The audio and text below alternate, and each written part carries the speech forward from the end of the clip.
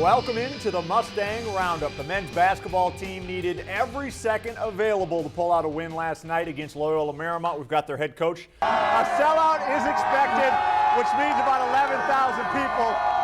There's a few enthusiastic folks that got here a little bit early. The Warriors opened up with Dominguez. The team from Compton was 10-16, but that's a deceiving record. And I can't think of a better way to spike the ratings than for Goliath to whoop the Heartbreak Kid right.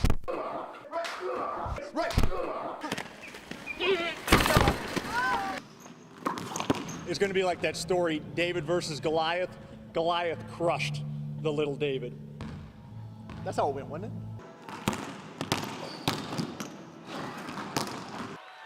A quick header, lit up by Molino. Two to shoot.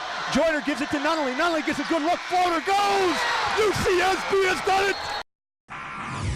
It was Blue-Green Rivalry Day with the women playing in Santa Barbara and the men in San Luis Obispo. The Gauchos have owned the men's matchup of late, winning 11 of the last 12 games, including at the buzzer the past two at Cal Poly. A sellout crowd was on hand.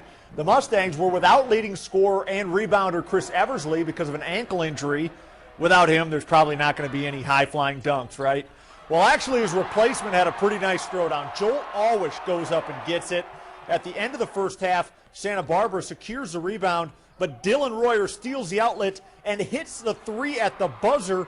Cal Poly up 29-21 at the half. Alan Williams brought the Gauchos back to within three. He had 24 points and 17 rebounds. The Mustangs quickly pushed the lead back to 14 as Kyle Ottister got hot.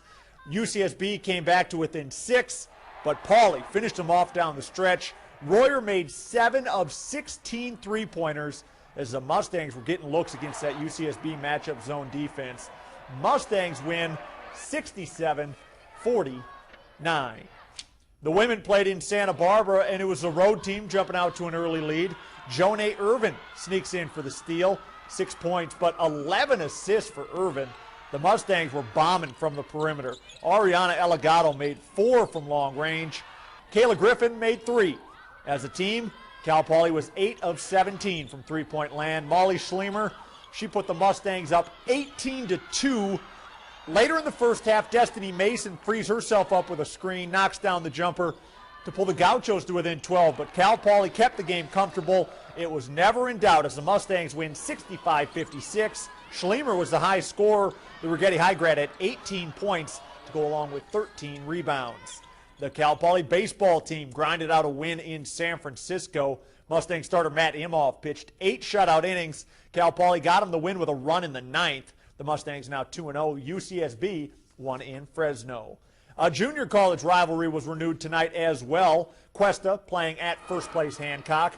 The Bulldogs own the first half. Up ahead to Demetrius Thomas.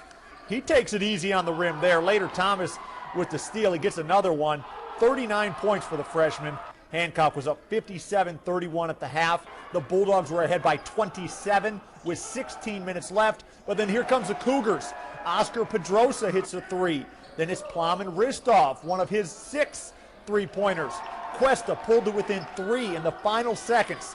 Kenny Robinson drives and sets up Ristov. The Bulgarian ties it with a second left. The Cougars controlled the game in overtime and iced it down the stretch with free throws. Cuesta comes back from 27 points down to shock first place Hancock. 105-103 the final.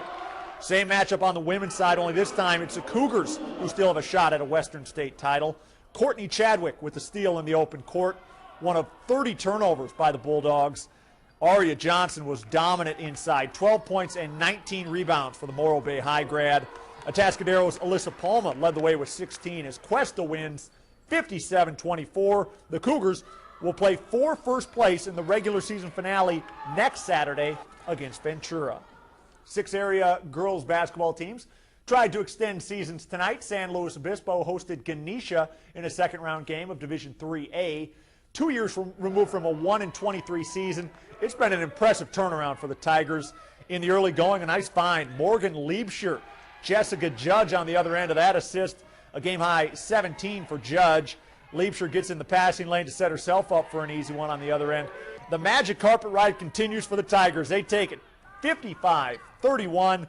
Next up is the quarterfinals on Wednesday. The Morro Bay girls won on the road. The Pirates will host third-ranked Windward in the quarterfinals on Wednesday. And when I say third-ranked, I'm talking in the nation.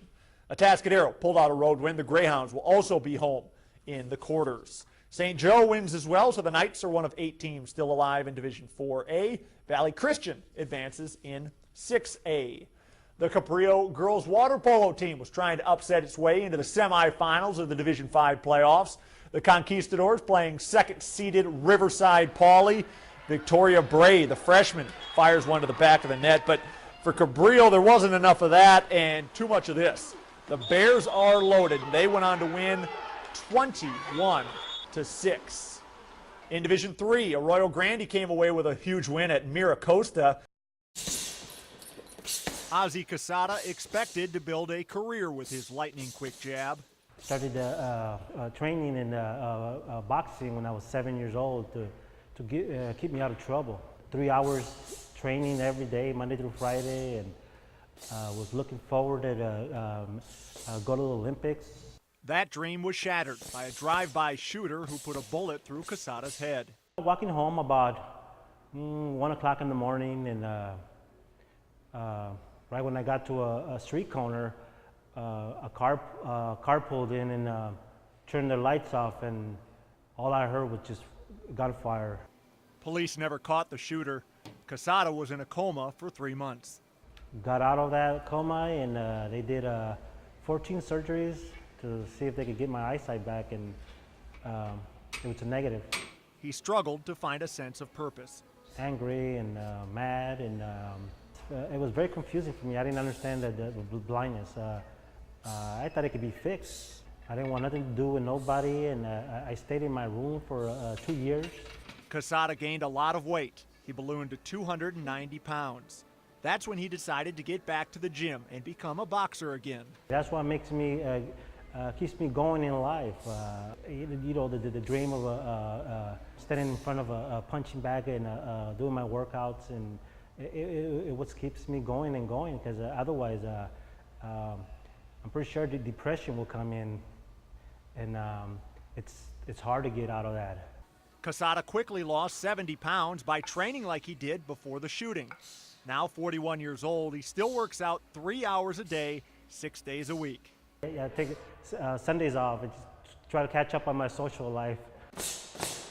With his seeing eye dog Ivory looking on, Quesada does 45 minutes on the punching bag in addition to weight training and cardio work. There aren't any opponents, but Quesada lives the life of a boxer as he always expected to. I always had that on inside of me, inside my heart, where I could do anything I put my mind to. Bill Halter, KSBY Sports.